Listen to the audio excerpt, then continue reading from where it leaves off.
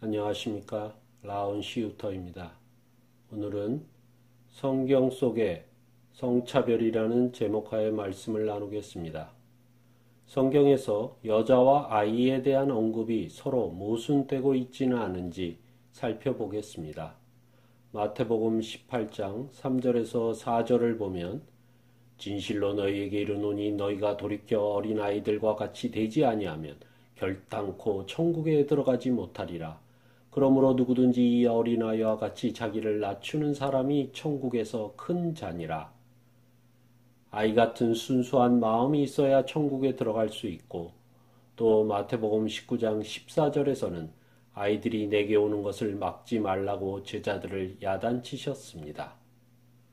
그와 반면에 여자나 아이를 하대하고 차별하는 구절도 나옵니다. 오병이어의 기적에서 여자와 어린이의 수를 제외하여 먹은 사람의 수를 밝혔습니다. 당시 여자와 어린이를 사람으로 취급하지 않고 한낱 사물에 불과한 존재로 여겼던 것입니다. 마태복음 14장 21절 먹은 사람은 여자와 어린이 외에 5,000명이나 되었더라. 예수님은 마지막 징조로서 임신하거나 해산한 여자에게 화가 있을 것이라 예언하셨습니다. 즉 말세에 무분별한 성관계를 통한 임신은 엄마에게나 아이에게나 모두 힘든 고난의 시간이 될 것이라는 뜻이니 여자와 아이가 인생을 살아가는 것이 약자로서 쉽지 않을 것이라는 암시일 것입니다. 마태복음 24장 19절 그날에는 아이 뵌 자들과 젖먹이는 자들에게 화가 있으리로다. 또한 바울은 고린도전서 14장 20절에서 아이의 양면성을 얘기하고 에베소서 4장 14절에서 아이는 어리기 때문에 다른 사람의 거짓말에 쉽게 넘어가는 것을 경고하셨습니다. 말씀을 보면 형제들아 지혜에는 아이가 되지 말고 악에는 어린아이가 되라. 지혜에는 장성한 사람이 되라. 또 이는 우리가 이제부터 어린아이가 되지 아니하여 사람의 속임수와 간사한 유혹에 빠져 온갖 교훈의 풍조에 밀려 요동하지 않게 하려 함이라. 그리고 여자는 집 밖에서 조용해야 하고 특히 교회에서 말하는 것은 수치라고까지 차별했습니다.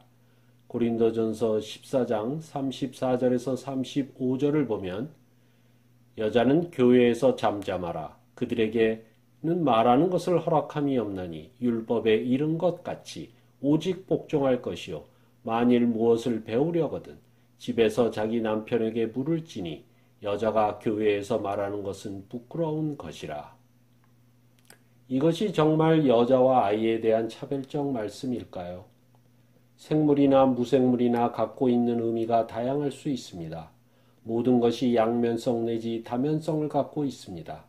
그러기에 문자 그대로 해석하면 큰 오류를 범할 수 있습니다. 말씀하시는 상황과 그 내면을 읽어야 할 것입니다. 하나님은 차별이 없으신 분입니다.